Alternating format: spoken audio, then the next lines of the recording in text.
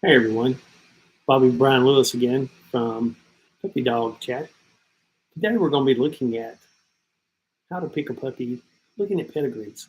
And this is going to entail different titles that you can see from the pedigrees. Also, maybe some health testing, but we're going to get into those topics more in depth, especially health testing. The purpose of our podcast is to make sure that, or not our podcast, our YouTube channel, is to make sure that we inform people of what they need to know about picking a puppy.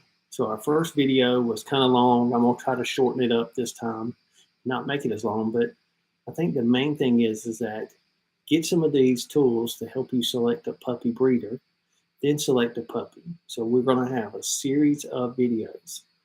You can help us out by clicking on the subscribe button at the bottom and also clicking on the like. That helps us be able to get more people involved, and it also helps the algorithm as far as YouTube. Also share the video with different people, different groups, those type of things. I'm going to share my screen because I'm a teacher, so I'm used to kind of presenting information and trying to give you the facts behind it. So when I go to share my screen, I want to share a slide here. And I want to present this slide to you. So you can see here how to pick a puppy part 2. This is going to entail picking a puppy using titles and the pedigrees in the title. Now, these are some of the titles you will see. Rat N is a novice barn hunt. That's where your puppy would look for a rat during a certain time. Rat O is open barn hunt. There's a senior barn hunt. Those are all fun things you can do with your dog. And there's all sorts of obedience titles. There's a title called ATT, which is where it tests your dog's sensitivity to different things in the environment. You can become a Canine Good Citizen, which is a CGC title at the end of your name. Right here, we have therapy dog titles. We have a grand champion here. We have a champion. We have a field champion and dual champion. One thing to think about if you're buying a pet and you're coming from a dog that might be a field champion, which is this over here, that means they hunt for maybe 30 minutes. That dog might be hyper, and it might be a dog that needs a lot of exercise. And now you're going to take that dog inside and make them a house pet. That might not be the best thing for them, especially if you see a bloodline that has a lot of field champions in there. That dog might be designed more for a hunting dog, which is a great family dog if you're going to hunt it and exercise it. Now, if your dog has dual champion in it and a bunch of your pedigrees in the sire and dame, then that is a dog that became a show champion and a field champion. And then at the end of their name, if they have therapy dog or they have Canine Good Citizen or they have obedience titles, those type of things, that tells you that dog is very versatile. And that is a key thing, I think, when we select a puppy is making sure if we're looking for a pet at home, we want to make sure that dog is a versatile dog. That means if you take it to the mall, he's going to be fine. If you take it to the grocery store, it's going to be fine. If you play in the backyard, it's going to be fine. If you take it on the boat, it's going to be fine. Those kind of things can build your dog into a very versatile dog where it's not going to be stressed out going in different places. And it also maybe has a on and off switch at home. You can turn it off when you're in the couch, and then when you get to the field, maybe it turns it on. Maybe your dog's not a hunting dog. Maybe it's a scent dog. That might be more of the barn hunt. There's all sorts of titles that AKC offers and things for your puppy to do. The best thing to do is look on the AKC website, look for titles, and see which one interests you. Certain dogs have different titles that apply to them more. Here's a pedigree here. If we can see on this pedigree here, and I pulled this is just a free, it has nothing to do with the dog. I just pulled it off the internet. It's a free image. As you can see, this dog here has no titles. This dog here has no titles, but it does have a microchip, and it tells you the breeder. And then here's a dog that has OF, has its elbows done at 47 months old. So this does have a health testing. This dog doesn't have health testing, doesn't have. But this one doesn't have health testing either. So if you're thinking about trying to get a very healthy dog, maybe you want a pedigree that has a ton of health testing done on the sire and dame. Back here, This bloodline here, this line here now has OFA hips done at 24 months. This dog has OFA hips done at 24 months. Also has elbows done. And those are just some things. And like I said, we'll get more involved in all the testing and those type of things in a later episode.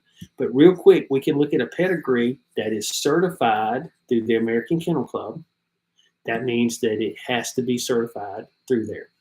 Next to some of these dogs are DNA testing here. In order for a male dog to have more than 2 or 3 litters a year, it has to have a DNA number.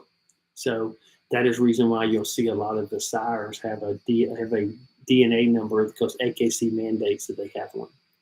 So in this one, I don't see any championships. I don't see any field championships, any show championships, any titles at all. Even at the end of their name, I don't see any of this. So we're going to move to the next pedigree. Now, this pedigree here is a pedigree. It's actually one of my dogs. But is this pedigree certified? Probably not. I can tell you the information is real, but just because someone shows you this kind of pedigree doesn't mean it's official. But I can tell you where this pedigree came from. It came from the OFA website. That means the Orthopedic Foundation of Animals. This is my dog here. He had good hips. His sire had good hips, and it tells you how many siblings he had and what was good and what was bad and what was fair. It also has 36 offspring that he has fathered. It tells you all their hip scores here. And also my dog's mother also has it. So this is a legit pedigree because it's in OFA, but it doesn't look the same way. It also doesn't have any titles in here. And again, we'll get more into the OFA later. So what we're going to look at, again, back to this pedigree and the titles here, the first thing you want to look for at the end of their names is a title. It could be CB for like an obedience title. It could be CGC, which is Canine Good Citizen. It could have at the end of their name, you could see JH, could be Junior Hunter. It could also have Trick Dog title at the end of their name. All those titles tell me, for me, those titles tell me that this dog learned something.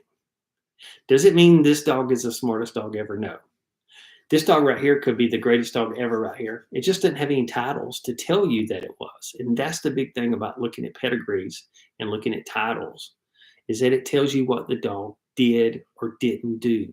If I see a pedigree, I'm just being honest with you, that looks like this, I probably don't want a puppy from that.